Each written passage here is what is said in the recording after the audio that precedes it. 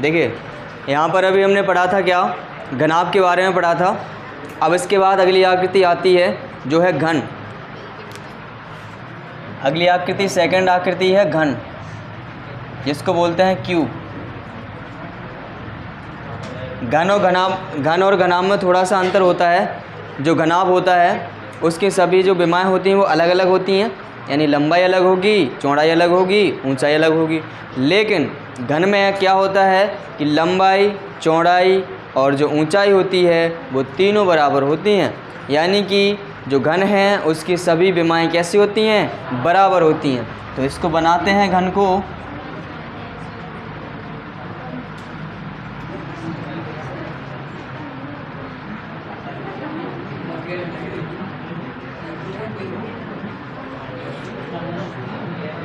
इस प्रकार का एक घन होता है। इसमें क्या है, ये लंबाई है तो लंबाई भी क्या होगी, ए रहेगी। इसकी चौड़ाई है तो वो भी ए रहेगी, और ऊंचाई है तो वो भी क्या रहेगी, ए ही रहेगी, यानी सभी बराबर रहेंगे इसके लिए। तो इसकी भुजा या उसको क्या बोलते हैं, कोर बोलते हैं। तो घन की कोर क्या है यहाँ पर, घन की कोर है यहाँ पर ए। क्या है, ए, मतलब लंबाई भी वही, चौड़ाई भी वही और ऊंचाई भी वही। तो यहाँ पर हम निकालते हैं घन का पृष्ठीय क्षेत्रफल। घन का क्या, पृष्ठीय क्षेत्रफल। तो लिखते हैं घन का पृष्ठीय क्षेत्रफल।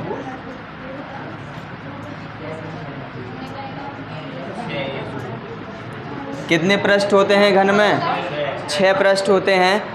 तो इसका जो संपूर्ण पृष्ठीय क्षेत्रफल आएगा वो 6a² हो जाएगा, क्योंकि सभी आकृति कैसी होती हैं, वर्गाकार होती हैं। इसके पृष्ठ कैसे होते हैं, वर्गाकार।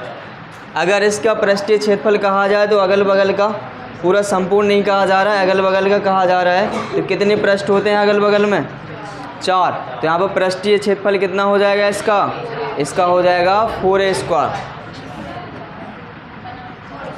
वर्ग इकाई। अब बात आ जाए कि इसका क्या निकालना है, घन का संपूर्ण पृष्ठीय क्षेत्रफल। संपूर्ण पृष्ठीय क्षेत्रफल, और संपूर्ण पृष्ठीय क्षेत्रफल में कितने इसके पृष्ठ होते हैं, पूरे 6 पृष्ठ हो जाते हैं। और पूरे पृष्ठ किस प्रकार के होते हैं, वर्गाकार होते हैं। और वर्ग का क्षेत्रफल क्या होता है, भुजा² यानी a²। और उनमें कितने पृष्ठ हैं, 6। तो 6a² हो जाएगा पूरा। तो यहाँ पर लिखेंगे 6a² वर्ग इकाई। अब यहाँ बात आती है कि इसका हमें क्या निकालना, आयतन निकालना है। उससे पहले निकालते हैं विकर्ण। तो इसका ये विकर्ण बनेगा यहाँ पर, तो लिखेंगे घन का विकर्ण। घन का जो विकर्ण होता है वो होता है √3 गुणे भुजा। √3 गुणे भुजा। भुजा क्या है यहाँ पर, ए। तो लिखेंगे √3a, यहाँ होगी इकाई। इसको कैसे निकालते हैं देखिएगा। पहले तो एक आयत है, सॉरी एक क्या है, एक घन है। तो घन का पहले तो पृष्ठ रहेगा नीचे वाला, आधार वाला पृष्ठ। तो उसका विकर्ण निकाल लेंगे। उसका विकर्ण निकालेंगे तो क्या आएगा, √2a आएगा। पाइथागोरस प्रमेय से लगाएंगे। देखो इस प्रकार से, ये पृष्ठ मान लीजिए क्या है, एक इसका नीचे वाला पृष्ठ है, और नीचे वाला पृष्ठ है। तो इसमें देखो ये इसकी क्या हुई है, लंबाई इसकी और चौड़ाई भी ये हुई है।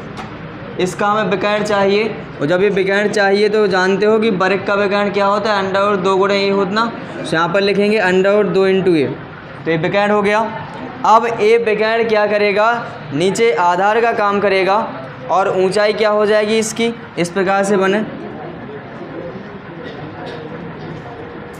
ये जो विकर्ण काम करेगा किसका, ये जो विकर्ण आ गई, इसकी लंबाई तो आ गई, कितनी आ गई, √2a। अब इसकी ऊंचाई कितनी है, a है कि नहीं है। अब इसका ये जो विकर्ण है वो काय का काम करने लगेगा, आधार का। आधार कितना, √2a। अब हमें ये निकालना है तो पाइथागोरस प्रमेय से निकालेंगे। तो क्या निकल के आ जाता है, √3a आ जाता है। इस प्रकार से विकर्ण आ जाता है। क्लियर इतना। तो यहाँ पर इसका विकर्ण होता है √3 गुणे भुजा। अब यहाँ पर हमें इसका आयतन निकालना है। तो घन का आयतन जो होता है, तो घनाभ का LBH होती है, और इसमें L की जगह भी E रखना है, B की जगह भी E रखना है, और H की जगह भी E रखना है। मतलब 3 बार गुणा कराना है A का, A गुणे A कितना हो जाएगा, AQ। तो यहाँ हो जाएगा AQ घन इकाई। तो ये क्या हो गया, ए है घन। घन का सबसे पहले घन की कोर क्या है, सभी कोरें बराबर होती हैं, इसलिए इसकी कोर को क्या लिखा है, ए लिखा है। इसके बाद इसका जो पृष्ठ कितने होते हैं, बगल वाले पृष्ठ 4 होते हैं और सभी कैसे होते हैं, वर्गाकार। तो वर्ग का क्षेत्रफल कितना होता है, भुजा स्क्वायर, तो यहाँ पर ए स्क्वायर हो गया।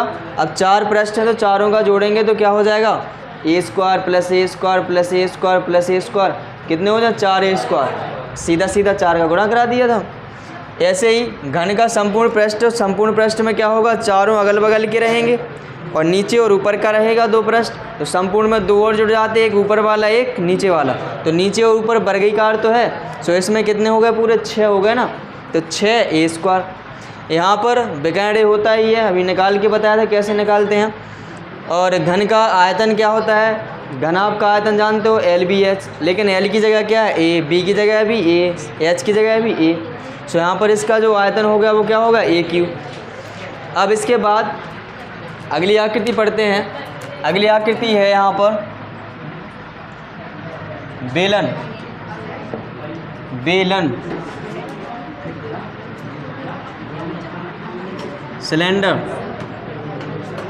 सिलेंडर किस प्रकार का होता है समझिएगा। सिलेंडर जैसे कि पाइप देखे होंगे, तो जो पाइप होता ना इस प्रकार के, वो भी क्या हैं, वो सिलेंडर ही हैं। मतलब कि बेलनाकार होते हैं वो, सिलेंड्रिकल। ये क्या है, एक बेलन है, इसमें क्या है, 2 आधार होते हैं, एक नीचे वाला आधार, एक ऊपर वाला आधार। देख रहे होगे, एक ये है, एक ये है।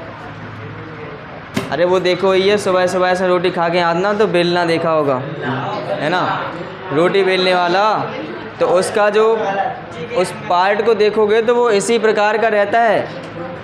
सो यहाँ पर इसका जो आधार की त्रिज्या है, आधार की त्रिज्या है वो क्या है, इसकी त्रिज्या मान ली r है, आधार की त्रिज्या क्या है, r। इसकी जो ऊंचाई है वो मान ले कितनी है, ऊर्ध्वाधर ऊंचाई क्या है, h। ठीक, यही रहता है इसमें। अब यहाँ पर क्या है, हम लिखते हैं कि जो बेलन है, बेलन की आधार की त्रिज्या, बेलन के आधार की त्रिज्या कितनी है, r, और बेलन की ऊंचाई क्या है, बेलन की ऊंचाई है h। ठीक है। अब इसका आधार देखा तो आधार किस प्रकार का बनेगा, देखिए किस प्रकार का है, वृत्त की आकार का है ना ये। तो इसके जो आधार को क्षेत्रफल निकालो जो वृत्त के क्षेत्रफल के बराबर हुई है, तो यहाँ पर लिखेंगे बेलन के आधार का क्षेत्रफल, बेलन के आधार का क्षेत्रफल। और आधार का क्षेत्रफल कैसा है, वृत्ताकार, तो वृत्त का क्षेत्रफल क्या होता है, पाई आर स्क्वायर। ठीक, पाई आर स्क्वायर। अब हमें निकालना है इसका क्या, हमें निकालना है इसका वक्रपृष्ठ। वक्रपृष्ठ मतलब ये वाला। तो ये देखोगे कि धागा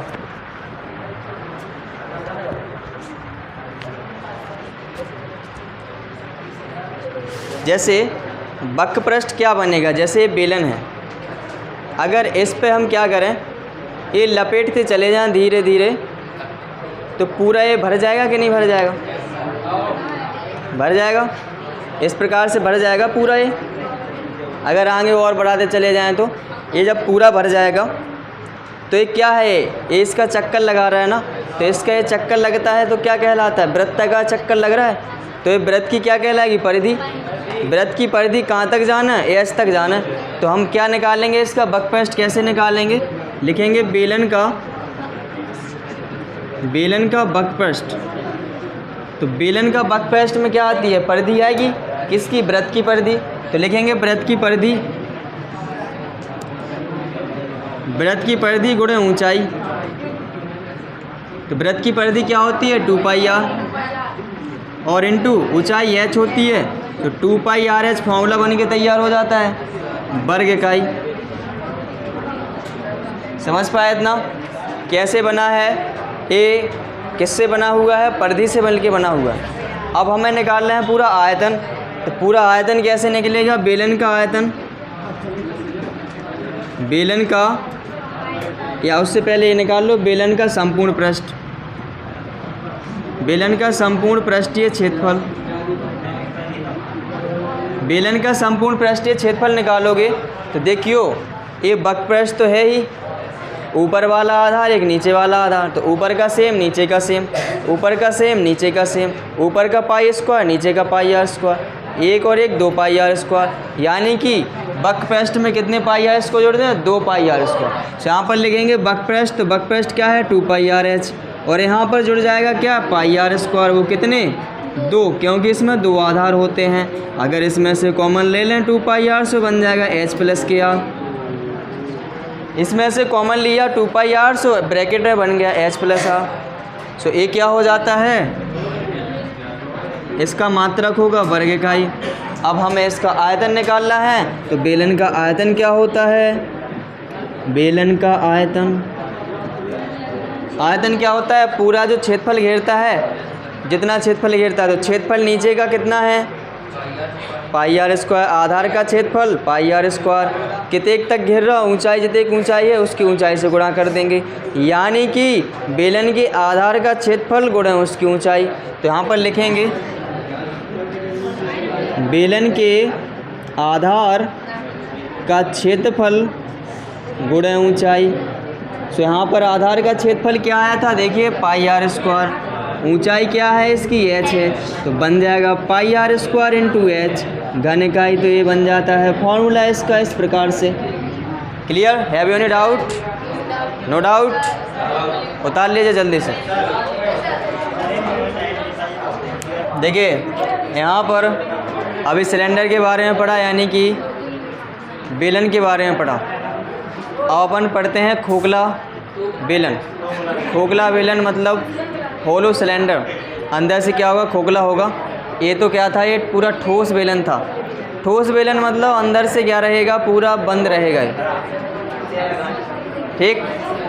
अब इसके बाद आता है खोखला बेलन, तो ज़रा समझिएगा बहुत अच्छे से।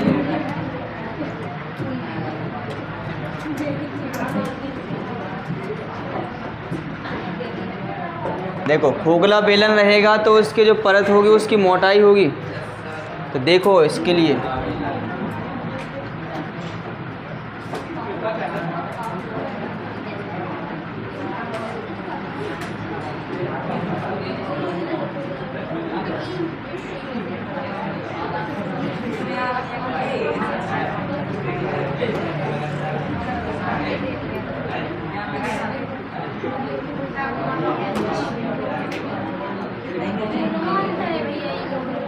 बताते हैं।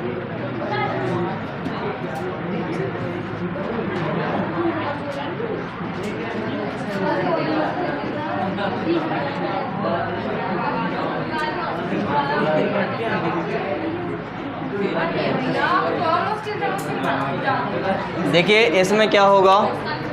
इसमें मोटाई होगी। देखो जब मोटाई दिख रही हुई है, बीच में खाली हुई है, और जब बीच में खाली होता है और ये मोटा होता है तो उसको क्या बोला जाता है? खोखला।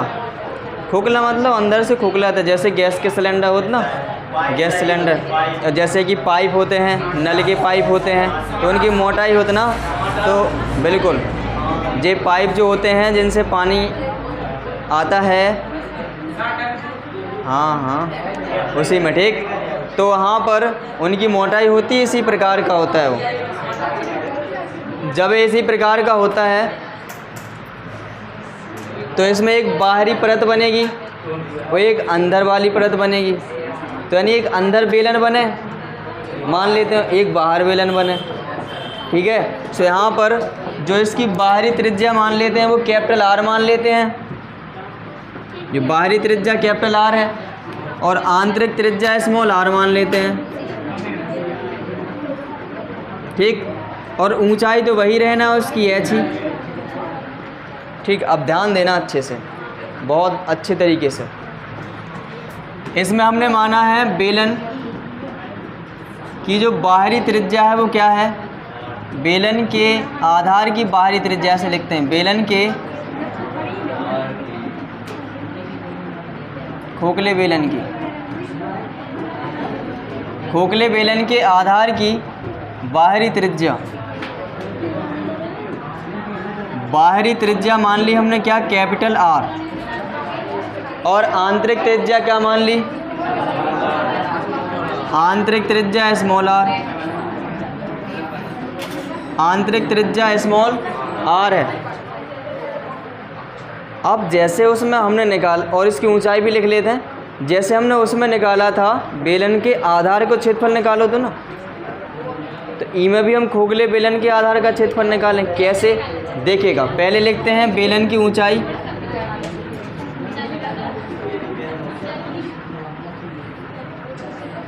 ऊंचाई h, तो खोखले बेलन के आधार का क्षेत्रफल क्या होगा, खोखले बेलन के आधार का क्षेत्रफल, खोखले बेलन के आधार का क्षेत्रफल, ध्यान दीजिए नीचे देखो इस प्रकार के वृत्त बन जाए तो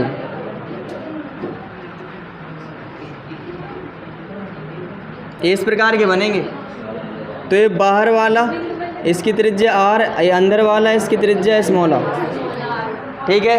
हमें क्षेत्रफल कौन सा निकालना है, ये तो बीच में तो ये खाली रहेगा भाग, क्षेत्रफल कौन सा, ये जो वाला,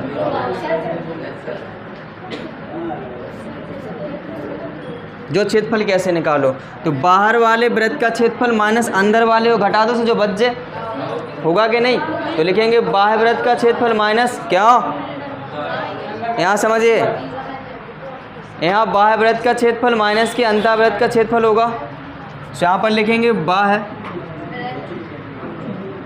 वृत्त का क्षेत्रफल माइनस के अंतःवृत्त का क्षेत्रफल। जब यहाँ ये देखा जाएगा इस प्रकार से, सो यहाँ जो बाह्य वृत्त का क्षेत्रफल होगा वो क्या होगी, pi r square, capital r square, minus यहाँ क्या होगा, पाई स्मॉल आर स्क्वायर, इसमें से पाई कॉमन ले लो, सो क्या बन जाए, R square minus R square, और ये हो जाएगा क्या, वर्ग इकाई, इसका क्षेत्रफल आ गया। क्लियर है इतना, तो ये आधार का क्षेत्रफल होगा। ऐसे ही आधार एक तो ऊपर है, ठीक, क्लियर है इतना। इसके बाद बकपृष्ठ निकाल लें इसका। अब बकपृष्ठ जैसे जब खाली हुए कोई, तो उसके अंदर भी हम उसको टच कर सकते हैं, उसके बाहर भी टच कर सकते हैं। जैसे ए है, इसको एक बकपृष्ठ हो गया, एक अंदर भी तो बेलन बन रहा होगा, जैसे ढोलक देखी होगी, है ना, ढोलक में ऐसा ही होता है कि अंदर भी उस प्रकार से हम उसको देख सकते हैं और बाहर भी उसको देख सकते हैं, तो बेलनीकार होता ना हो। सो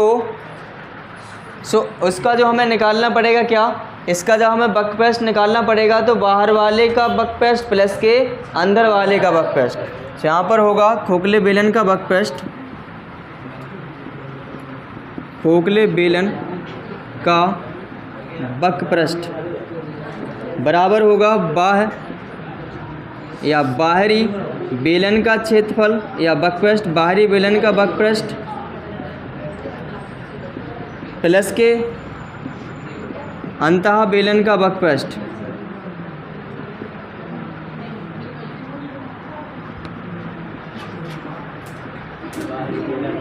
देखिए अभी पढ़ा था कि बेलन का बकपृष्ठ होता है 2 पाई आर एच, तो बाहरी के लिए त्रिज्या क्या है, कैपिटल आर, तो 2 पाई आर एच, इसके लिए स्मॉल आर, तो 2 पाई स्मॉल आर एच। इनमें से देखो 2 पाई कॉमन लो और एच भी कॉमन आ जाए, तो ऐसे लिख दो 2 पाई आर प्लस के आर इंटू एच, लिख सकते ना,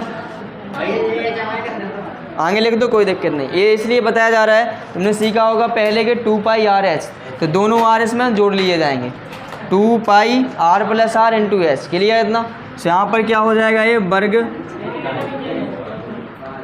इकाई। अब बात आती है इसके आयतन की, और इससे पहले निकाल लेते हैं अपन क्या, संपूर्ण पृष्ठीय क्षेत्रफल। तो इसका क्या आएगा, खोखले बेलन का संपूर्ण पृष्ठीय क्षेत्रफल, खोखले बेलन का संपूर्ण पृष्ठीय क्षेत्रफल,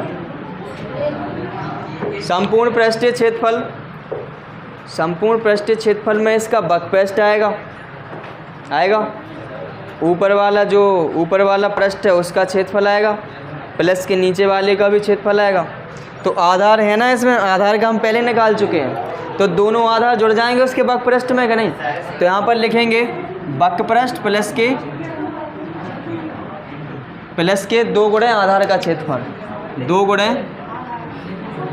आधार का क्षेत्रफल। वक्रपृष्ठ क्या था इसके लिए? 2 पाई कोष्टक में r प्लस के r इंटू एच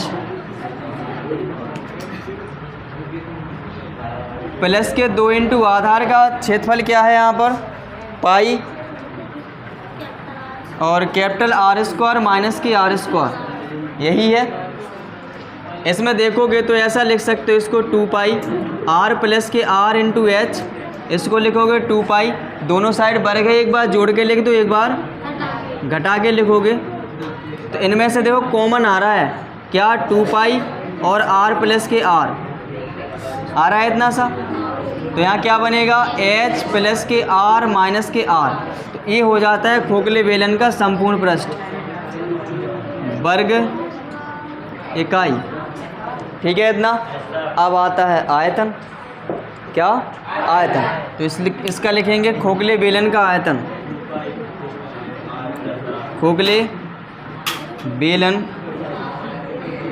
का आयतन, वॉल्यूम V बराबर। देखियो आयतन मतलब है कि उसमें जो सामग्री लगी है वो कितनी है। ध्यान दो, यहाँ ये जो खोखला है तो एक तो बाहर वाला बेलन बन रहा है, अंदर खाली है, तो बाहरी वाले का जो आयतन आएगा उसमें से अंदर वाले को आयतन घटा देंगे तो ये वाला निकल के आ जाए कितना ऐसा पदार्थ लगा है। घटाना पड़े ना, जोड़ना नहीं पड़ेगा, क्योंकि अंदर तो खाली ही है, तो उसको क्या करना पड़ेगा? घटाना पड़ेगा। तो लिखेंगे बाहरी बेलन का आयतन, बाहरी बेलन का आयतन माइनस के अंतः बेलन का आयतन, अंतः बेलन का आयतन। बाहरी बेलन का आयतन क्या होगा? पाई r स्क्वायर h माइनस के इसका क्या होगा? Pi small r square h। ई में से देखो कॉमन ले लो, पाई h का बने r स्क्वायर माइनस की r स्क्वायर बन जाएगा। ये हो जाएगा घन इकाई। ये खोखले बेलन का क्या हो जाता है? आयतन। बना सकते ना इस प्रकार से। कोई डाउट है? कोई डाउट नहीं है तो इसके बाद इसको उतार लीजिए जल्दी से।